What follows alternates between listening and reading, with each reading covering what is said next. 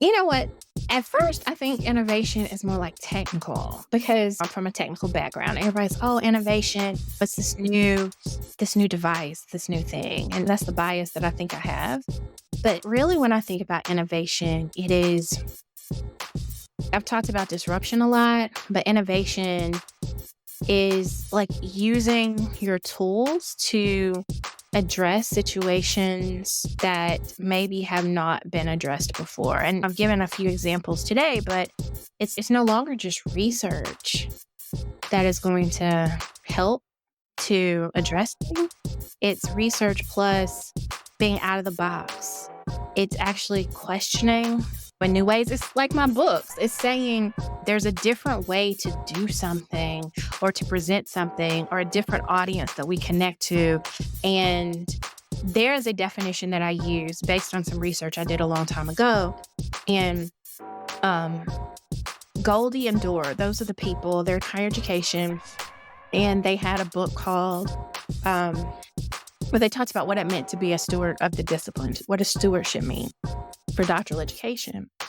And they had this really vague definition for teaching. Or no, not teaching, transformation. So it's generation, which is creating new information, conservation, which is like maintaining the field. And it could be like in journal articles, for example. And then there's transformation. What does it mean to transform? And their definition was teaching in the broadest sense of the word. I had in my presidential research 40 people I interviewed with engineering PhDs.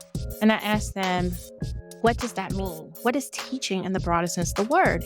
And it was the space of not just classroom teaching, but it's like outreach to people who are in K-12 education. It's so many things. There were so many things about teaching.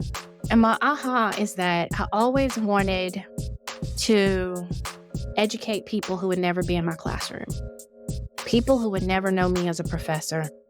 And so when you see me do so many things, when you see me work on social media or write a LinkedIn post or start something with my business or write books, it's because I'm teaching in the broadest sense of the word.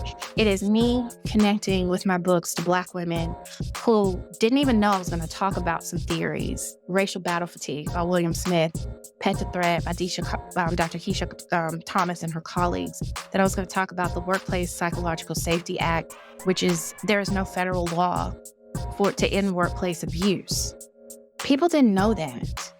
But when they read my books, it's what I taught you something. I taught you about Julian and what he did. I taught you about the first Black department chair at Alabama State University. I taught you about Etta Faulkner and Ursula Burns at Xerox. I'm teaching you Black history, but I'm teaching you how you also can be empowered. I'm teaching you that you need to go to therapy. And if you're grieving, you don't have to grieve by yourself.